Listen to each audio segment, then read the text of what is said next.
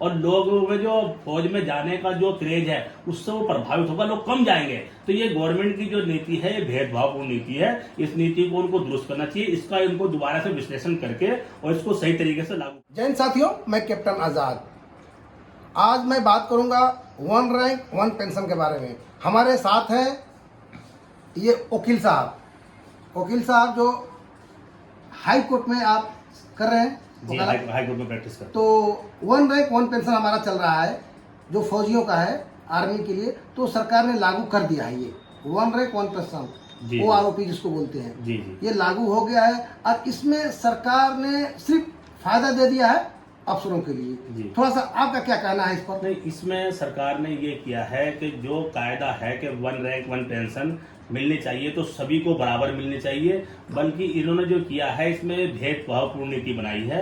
इसमें ये होना चाहिए जब वन रैंक वन पेंशन इसका नाम है तो सभी ग्रेड के सभी जो है फौजियों के लिए एक सा रहना चाहिए था, लेकिन उन्होंने ऊपर के रैंक वालों को तो दे दिया और नीचे के रैंक वालों को बिल्कुल छोटा जो साधारण जो है फौजी होता है, जो सिपाही होता है, उनको जो दिया है तो उनको भी बहुत मिनिमाइज करते हुए दिया, जैसे कि ऊँट के मुंह में जीरा।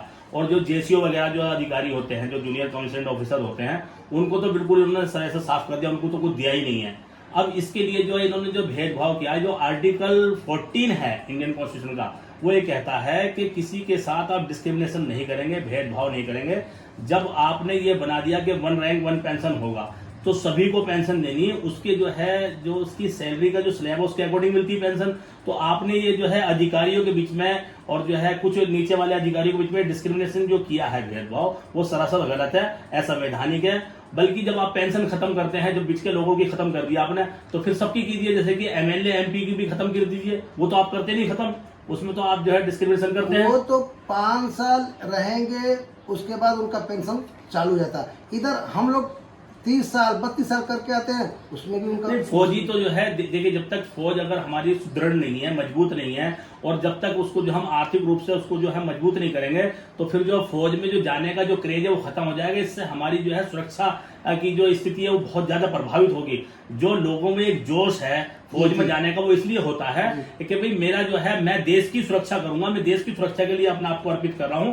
तो ये सरकार जो है मेरे परिवार की और मेरी जो है रिटायरमेंट के बाद मेरी पेंशन का सबका ख्याल रखेगी, तभी तो वो अपना पूरा जो वर्चस्व जो अपना सब कुछ निछार कर देता है। अब लोग अपनी जानें देते हैं, शहीद होते हैं देश के लिए। तो ये जो भावना है देश के लिए शहीद होने की, इससे भावना प्रभावित होगी और लोगों में जो फौज में जाने का जो क्रेज है उससे वो प्रभावित होगा, लोग कम जाएंगे। तो ये गवर्नमेंट की जो नीति है ये भेदभावपूर्ण नीति है, इस नीति को उनको दुरुस्त करना चाहिए, इसका इनको दोबारा से विश्लेषण करके और इसको सही तरीके से लागू करना चाहिए। आप ये बताइए सरकार से क्या कहना चाहते हैं कि इसको दोबारा क्या करना पड़ेगा? मैं सरकार से ये कहना चाहता हूं कि जो वन रैंक वन पेंशन की जो सचमुच में जो वास्तविक रूप से जो भावना है कि जिसकी जो भी रैंक है उस रैंक के सभी लोगों की पेंशन एक साथ हो। इसमें जो पेंशन का जो डिस्क्रिमिनेशन किया है कि ऊपर के अधिकारियों को तो पेंशन ठीक दे दी, लेकिन जो लोअर ग्रेड के लोग अधिकारी हैं उनको नहीं दी, बिल्कुल उनको साफ कर दिया जेसीओ वगैरह को। और इसके अलावा जो फौजी होता है, जो एक सिपाही होता है, जो हवलदार होता है, उनकी जो है दिया तो उनको बिल्कुल ना के बराबर दिया है, जैसे कि ऊँट के मुंह में जीरा।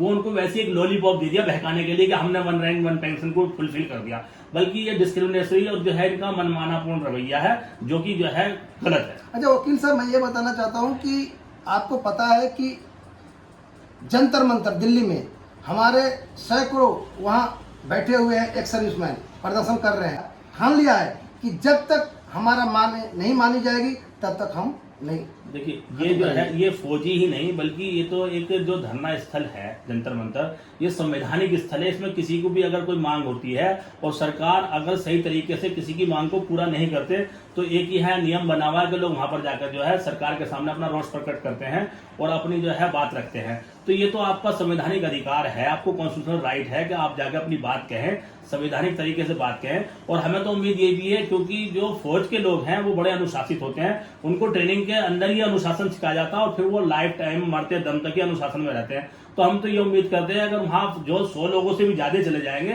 तो वो अनुशासन से रहेंगे, क्योंकि उनको तो अनुशासन में रहने की आदत है। जो एक आम जनता जाती है तो एक आम जनता से तो बिल्कुल वो अलग हटकर गए होते हैं। आम जनता एक बार अनुशासनहीन हो सकती है, गड़बड़ कर सकती है। ये लोग तो हमेशा अनुशासन में रहे हैं और जब रिटायरमेंट के बाद हुए हैं तो इनके पास तो ये है कि ये तो अनुशासित जीवन जीते हुए, तो जो आदमी जैसा जीवन जीता उसको ऐसी आदत होती है, तो वहां ये गड़बड़ तो करेंगे नहीं, ऐसी उम्मीद की जाती है इनसे। अच्छा आपको ये पता है कि सबसे हार्ड वर्क, आज सबसे टफ ड्यूटी कौन करता है? भाई फौजी करता, लद्दाख में जाता, गल जाता, उसको जो इतनी वहाँ पे जो है माइनस में जो माइनस में होता है, माइनस में टेम्परेचर होता, हम सोते रहते हैं और रात को जो है 12 बजे 2 बजे ड्यूटी दे रहा।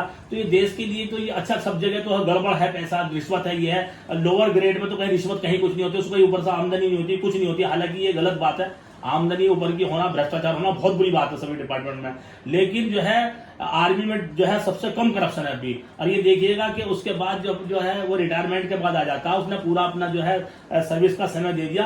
अब उसको अगर ढंग से पेंशन नहीं मिलेगी जो तरीके से मिलनी चाहिए, तो अपना जीवन यापन कैसे करेगा? तो जो फौज की गरिमा है आर्मी की, वो खत्म हो जाएगी। वो सब्जी बेचेगा क्या? लेकिन जो पेंशन का जो भेदभाव वो नहीं करना चाहिए, पेंशन में भेदभाव नहीं करना चाहिए। साथियों, अभी आपके सामने वकील साहब ने बता दिया है और आपने सुन लिया है। अभी वीडियो ज़्यादा लंबा हो जाएगा, इसलिए मैं यही बात को ख़त्म करता हूं। और 3 अप्रैल को मैं पूरे ऑल इंडिया में मैं आह्वान कर रहा हूं कि ये जंतर मंतर से ये पूरा निकला हुआ है कि 3 तारीख को जितने एक्स सर्विसमैन हैं अपने अपने डिस्ट्रिक्ट में जाकर अपने डीएम को जाकर ज्ञापन सौंपे और सौंप कर वहाँ से नहीं पहुँच पाते हैं अपने डिस्ट्रिक्ट में, तो अपने घर से एक 24 रुपये का रजिस्ट्री करके राष्ट्रपति के नाम से भेज दे। ये बहुत आपका मेहरबानी होगा। धन्यवाद। जय हिंद।